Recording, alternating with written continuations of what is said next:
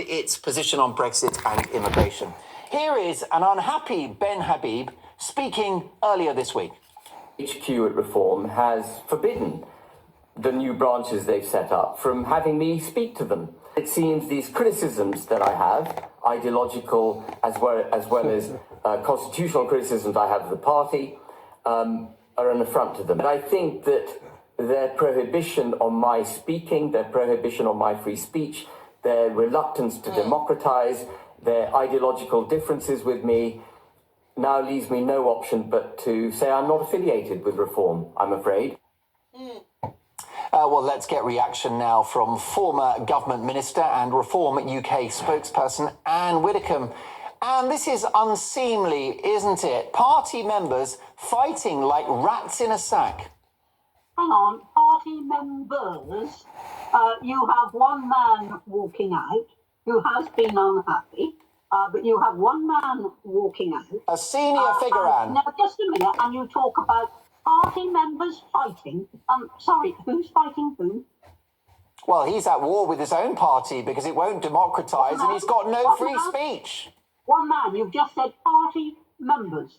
What we have here is one man walking out. Now, the other major parties, quite frankly, would give their right arms to only have one person ever walk out on them. Look at the Civil War. No, look at the Civil War that's torn the Tories apart over the last few years.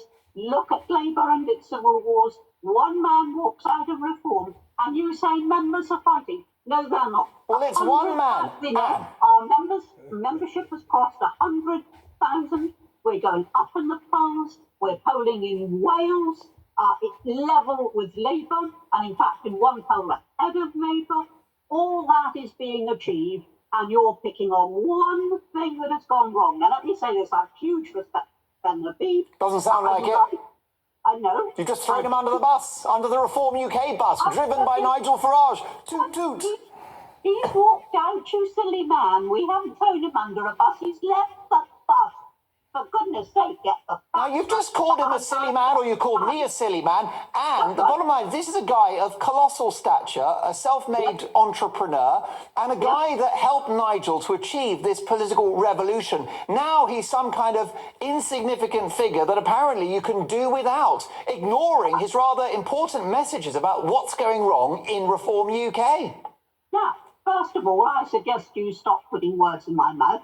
I've certainly never in my life called Ben Habib insignificant. I was trying to say before you interrupted. Well, you said he's only one person. Only one. There you go again. But I have a great admiration for Ben Habib. He knows I do, so nothing you can say is going to undermine that. I also happen to like Ben Habib, and I respect what he's done for Reform. With friends like that? He is wanting a pace of democratisation that at the moment can't be realised. We're democratising very fast. We're setting up branches all over the country. Come on, then. But we cannot do everything at once. And that is the problem. Yes, he is one man.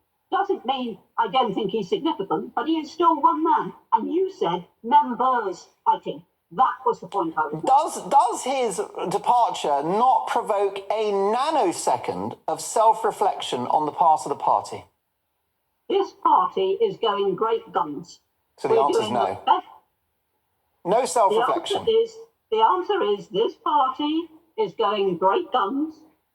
We've got fantastic membership, setting up branches. We're doing well. You've lost a member. We will always reflect, because if we don't, we shall fall into the trap that the other parties have fallen into. So, of course, we'll reflect. And, I would love to see Ben come back, but at the moment we are where we are, and it's not members fighting, and there's no war, and there's no great quarrel. Ben Habib has left us. Now, Ben Habib effectively accused Nigel Farage of a sellout on Brexit. He said Brexit hasn't been properly done. You agree with that, don't you, Anne? Totally, but the fact is that Nigel Farage isn't in charge of delivering Brexit. First of all, Boris Johnson was in charge of it and proclaimed Brexit has been done, when Ben Habib and I and Nigel and everybody else will tell you it has not been. And now, sadly, it's in the hands of the Labour Party who will make an even worse job of it. But elect a Reform government next time, and we will make sure that Brexit is a genuine Brexit that makes Britain great. We will make sure of that. OK, well, listen, Anne, of course, this is something of a political drama. I suspect that Reform UK will survive it. And who knows, maybe Ben Habib will make a glorious return. He'll be happy if he's watching this to know that he's still a friend. Speaking of friends, the world's richest man, Elon Musk, is rumoured to be considering handing $100 million to Reform UK in order to spark a political revolution similar to that of Donald Trump in the US. Would you welcome such an intervention? Oh, look, if I had the sort of money that Elon Musk has got, I would certainly be giving $100 million to Reform.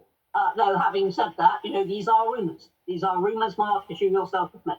There's no announced plan for such a donation. But Reform is a new party. We've always had less money than the other parties. And therefore, all help is welcome. Anne, always a treat.